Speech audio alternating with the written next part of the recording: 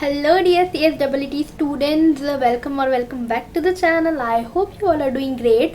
अभी हमारे एग्ज़ाम्स में सिर्फ 25 to 30 डेज़ ही बचे हैं, तो मैं ऐसा मानती हूँ आपकी पढ़ाई बहुत ज़ोरों शोरों से चल रही होगी, आप काफ़ी अच्छे से प्रिपेयर कर रहे होगे। तो अभी मैं आपको कुछ ऐसी चीज़ें बताने वाली हूँ जो आपको सीसेट एग्ज़ाम्स देने में काफ़ी हेल्पफुल रहेंगी। तो हमारे जो एग्ज़ाम्स है वो नवंबर में होने वाले हैं, अप्रॉक्सीमेटली आफ्टर 25 to 30 डेज़ के बाद।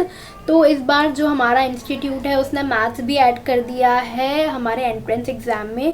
तो द टिप नंबर 1 इज़ कि आप लोग अभी से बिना पेन और पेपर के एमसीक्यू सॉल्व करना शुरू कर दो, क्योंकि एग्ज़ाम में आपको पेन और पेपर अलाउड नहीं है।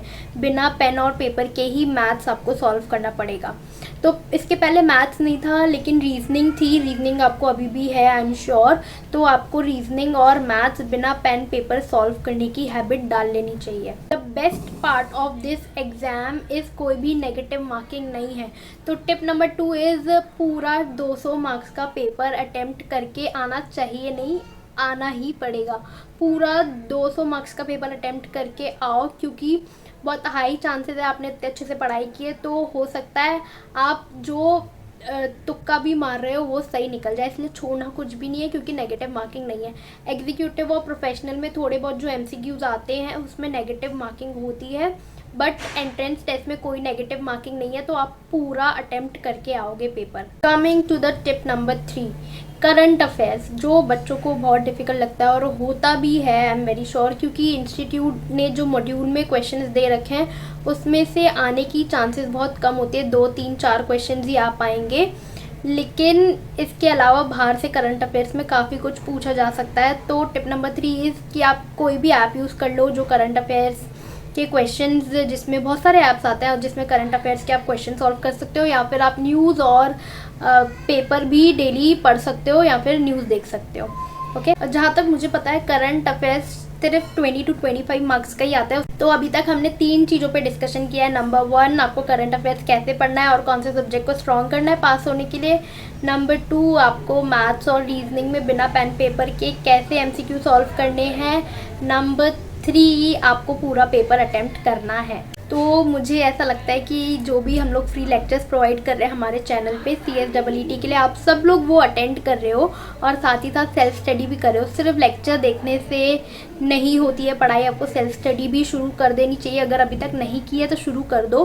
काफ़ी सारे स्टूडेंट्स के कमेंट्स और मैसेज आते हैं कि मैम नवंबर दूँ या फिर जनवरी दूँ, दीदी हम नवंबर दे या जनवरी दे। तो मैं उन सबको यही बोलती हूँ, देखो अभी भी आपके पास 30 डेज़ हैं और 30 डेज़ बहुत इनफ होते हैं CSEE क्लियर करने के लिए। अगर आपकी क्लासेस कंप्लीट हो गई है तो ये 30 डेज़ पूरे रिवीजन में लगा दो। एमसीक्यू प्रैक्टिस जितनी ज़्यादा करोगे उतना ही अच्छा रहेगा।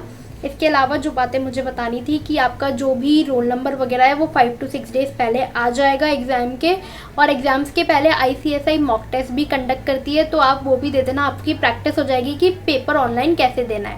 Coming to the most important point, दीदी क्या हम चीटिंग कर सकते हैं CSEE एग्ज़ाम में? आंसर है नहीं, नहीं कर सकते हो चीटिंग। देखो आपका जो भी लैपटॉप है उसमें एक एनीडेस्क करके आप लोग ऐप डाउनलोड करोगे, जो इंस्टीट्यूट की तरफ से इंस्ट्रक्शन रहते हैं।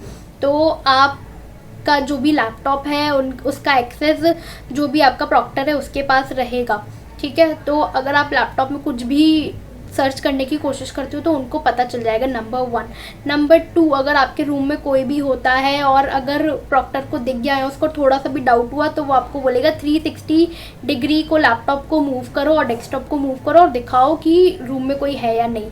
नंबर 3, अगर पीछे से कोई भी आवाज़ आती है तो प्रॉक्टर आपको वार्निंग देगा 1 बार 2 बार, लेकिन अगर बहुत ज़्यादा आवाज़ें आएंगी तो आपका एग्ज़ाम सबमिट हो जाएगा लेकिन रिज़ल्ट नहीं आएगा। तो आप लोगों का रिज़ल्ट कैंसिल हो जाएगा अगर बैकग्राउंड में काफ़ी ज़्यादा शोर रहेगा।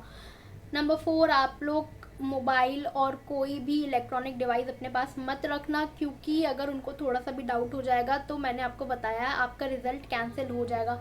आप खुश हो जाओगे कि हमारा एग्ज़ाम अच्छा गया, हमने सबमिट कर दिया, सब टाइम से हो गया, लेकिन रिज़ल्ट वाले दिन आपका रिज़ल्ट नहीं आएगा। तो ये सारी मिस्टेक्स मत करना please. Coming to the next point, please एक ऐसे रूम में जाके बैठना जहाँ पे शोर नहीं हो और कुछ भी नहीं हो, और वहीं जाके एग्ज़ाम देना, ठीक है, क्योंकि हमको रिस्क चांस बिल्कुल भी नहीं लेना है।